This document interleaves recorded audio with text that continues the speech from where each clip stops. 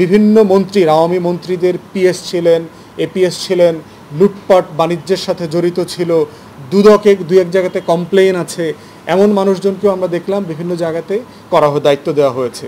তো স্বাভাবিকভাবে প্রশ্ন আসতেছে কিভাবে হচ্ছে। আমরা যেটা জানতে পাচ্ছি, আওয়ামী আমলে যারা প্রচুর পয়সা কামিয়েছে তারাই এখানে যোগসাজশ করে যে জায়গাতে পয়সা দিয়ে পদ টিকিয়ে রাখা যাবে সেই জায়গাগুলোতে তারা পয়সা বিনিয়োগ করছে। ঢাকা বিশ্ববিদ্যালয়ের মধুর ক্যান্টিনে, ডাকসু ক্যাফেটেরিয়াতে, টিএসসিতে এই তদবির বাণিজ্যের আখড়া বসছে। জায়গায় জায়গায় ছোট ছোট মিটিং বসে বসে রাত 1টা 2টা 3টা পর্যন্ত এখানে লেনদেন করা হচ্ছে। প্রচুর লেনদেনের কথা ব্যক্তিগতভাবে আমরা জানি। একজনের কথা শুনলাম, সে একজন সাব রেজিস্ট্রার ট্রান্সফার করেছে এক জায়গায় 5 কোটি টাকার বিনিময়ে। আমরা ইতিমধ্যে দেখেছি যে তদবির বাণিজ্যে প্রশাসন ভরে গেছে, বিভিন্ন জায়গা থেকে তদবির করা হচ্ছে প্রশাসনে। আমরা বারবার বলেছি যে প্রশাসনে একটা বিশাল সংখ্যক অফিসাররা বিভিন্নভাবে বঞ্চিত হয়েছেন, এটা সত্য। গত 16 বছরে আমাদের সচিবালয়ে যারা কাজ করেন, বিভিন্ন শ্রেণীর চাকরি যারা করেন, প্রথম শ্রেণী থেকে শুরু করে বিভিন্ন গ্রেডের পুলিশে অথবা সশস্ত্র বাহিনীতে যারা কাজ করেছেন, আমরা জানি হাজারের উপরে বিভিন্ন ফোর্সের সেনা, নৌ, বিমান বাহিনীর সদস্যদেরকে বিভিন্ন অজুহাতে চাকরিচ্যুত করা হয়েছে, ফোর্স করে রিটায়ার করে দেওয়া হয়েছে। এমন মানুষদের কথা আমরা দেখেছি। তো সেই কারণে আমরা বলেছি যে এই বঞ্চিতদেরকে কিভাবে সিস্টেমে আনা হবে এটার জন্য একটা কমিটি করা হোক, একটা কমিশন করা হোক। আদারওয়াইজ যেটা আমরা দেখতে পাচ্ছি যে একটা সিস্টেম ডেভেলপ না করে যাচ্ছে তাই প্রশাসনে রদবদল হচ্ছে, ট্রান্সফার, প্রমোশন, ডিসি অ্যাপয়েন্ট হচ্ছে, আবার পরের দিন বাতিল করছে, আবার দিচ্ছে, আবার ওখানে অফিসাররা মিছিল করে যাচ্ছে, মারামারি করছে, হাতাহাতি হচ্ছে।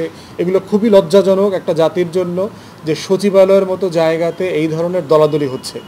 দুঃখজনক হচ্ছে যে এই প্রমোশনগুলোর সাথে আমরা দেখতে পাচ্ছি ডিসি রিসেন্টলি যাদেরকে বানানো হয়েছে এদের অধিকাংশ আওয়ামী রেজিমের বেনিফিশিয়ারি, এবং যারা বিভিন্নভাবে গত পলাতক সরকারকে ক্ষমতায় রাখবার জন্য দিনরাত কাজ করেছেন, পরিশ্রম করেছেন, এই মানুষগুলো এইখানে ডিসি হিসাবে অ্যাপয়েন্টেড হয়েছে, যেটা খুবই ভয়ঙ্কর। অনেকগুলো দেখলাম ডিসিকে বিভিন্ন মন্ত্রীর আওয়ামী মন্ত্রীদের পিএস ছিলেন, এপিএস ছিলেন, লুটপাট বাণিজ্যের সাথে জড়িত ছিল, দু এক জায়গাতে কমপ্লেইন আছে, এমন মানুষজনকেও আমরা দেখলাম বিভিন্ন জায়গাতে দায়িত্ব দেওয়া হয়েছে।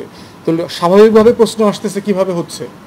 আমরা যেটা জানতে পাচ্ছি, আওয়ামী আমলে যারা প্রচুর পয়সা কামিয়েছে তারাই এখানে যোগসাজশ করে যে জায়গাতে পয়সা দিয়ে পদ টিকিয়ে রাখা যাবে সেই জায়গাগুলোতে তারা পয়সা বিনিয়োগ করছে।